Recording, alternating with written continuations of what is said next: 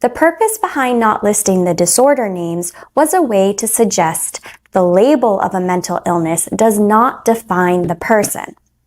However, for the sake of being concise with my word usage, I will go by their medical terms as outlined in the book, The Science of Evil by Simon Baron-Cohen.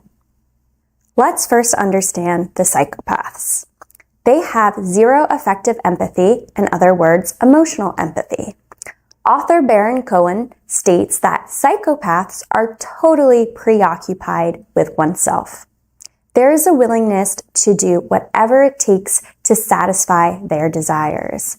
This might take the form of a hair-trigger violent reaction to the smallest things that thwarts the person, or it might take the form of cold, calculated cruelty. On the other hand, the psychopath has minimum to high cognitive empathy.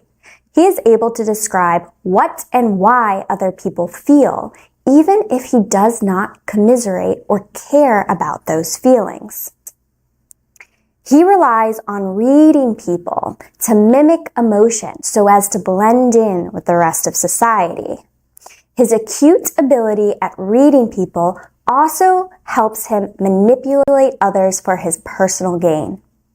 He relies heavily on understanding people's emotional responses, since he cannot feel empathy and use that as a guide for appropriate behavior.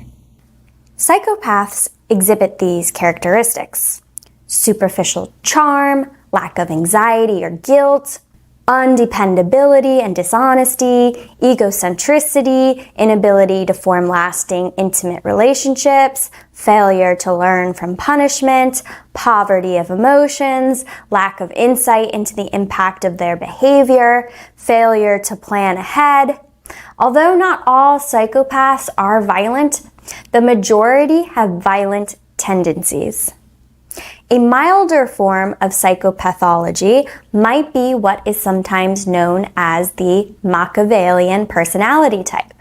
Such individuals use others for their own self-promotion. They will lie to get what they want.